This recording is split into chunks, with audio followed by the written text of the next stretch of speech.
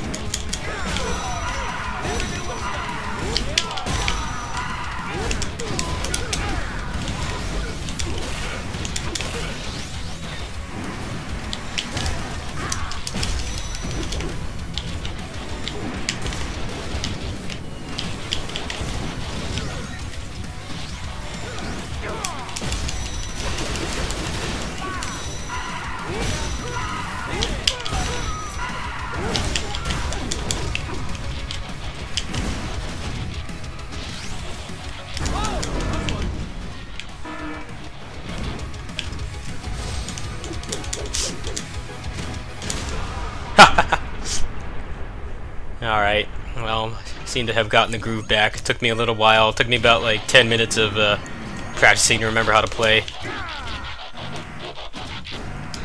I think people were a little harsh on this game. You know, it doesn't have that much content, and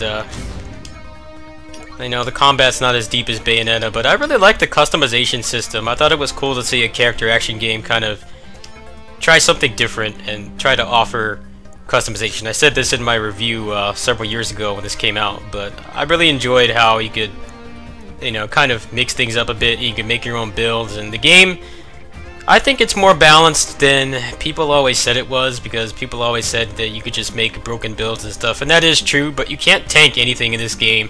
The only thing I disagree with is, in terms of the balancing, is being able to buy an unlimited amount of these. Like, you can basically have unlimited lives if you keep buying these.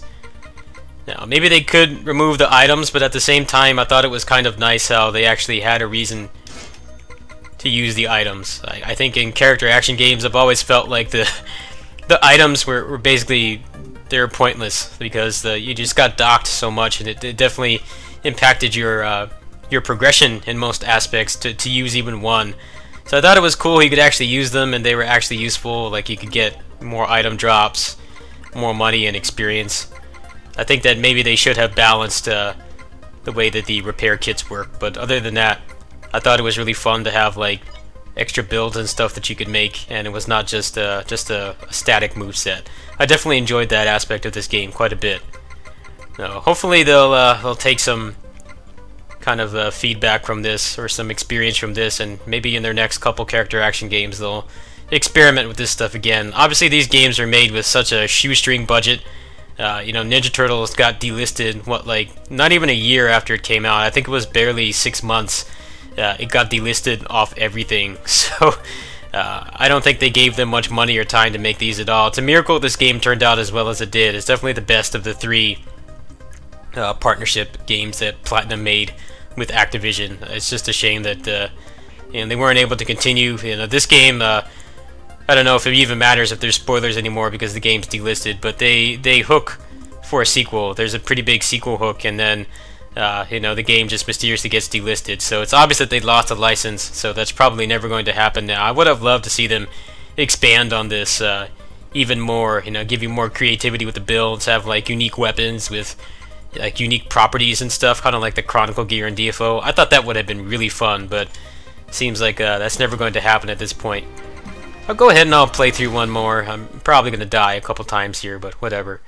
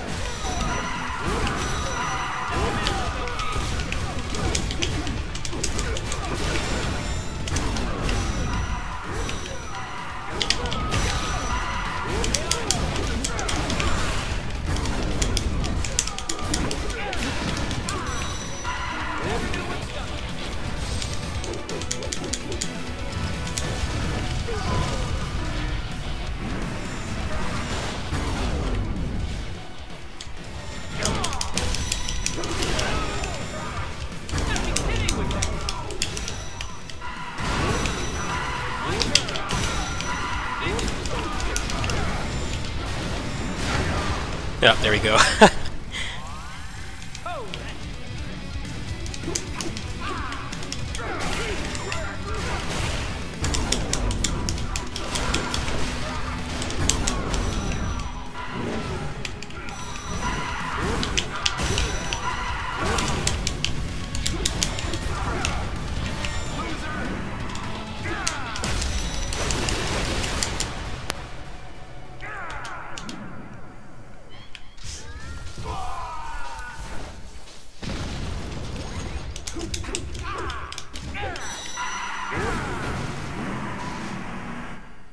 No, I'm not really much of a Transformers fan. You know, I am old enough. You know, I am a child of the '80s, so I do remember watching it. But it was never really a big thing for me. Like, you know, Power Rangers and Ninja Turtles. A lot of the other late '80s, early '90s stuff was like for most people in my age. Like, I didn't watch a whole lot, but I remember I watched enough to realize that this game did a pretty great job with the source material. I remember people complaining that oh, the Transformers don't use that much melee combat. Well, it's like, well, they've done like a million Transformers games where they just shoot, and I think it was cool to kind of see them, you know, maybe how they would fight in the show, you know, if they had like a larger budget and, you know, they didn't have sensors to worry about and stuff. Like, I thought it was cool to see them fight this way. I remember them always just standing still and shooting a lot when I was a kid.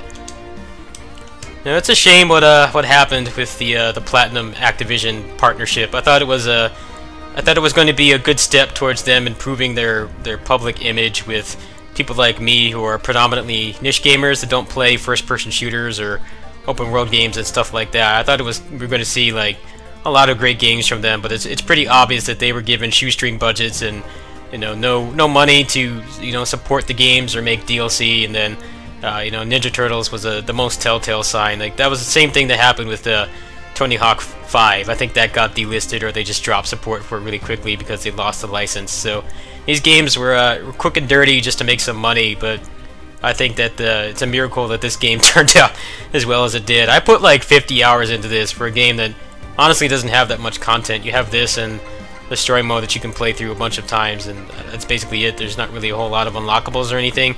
I definitely got my money's worth out of this, and I don't know, hopefully they'll be able to make a sequel at some point. But Platinum kind of had a lot of bad luck last year. Scalebound got cancelled, and then they were forced to, I don't know if they were forced, but they accepted the deal to make a bunch of games for Activision, and pretty much none of them are available to buy anywhere now. So hopefully their next couple deals, you know, they have that Grand Blue Fantasy game and stuff coming out. Hopefully that will turn out better for them. Bayonetta 3 as well.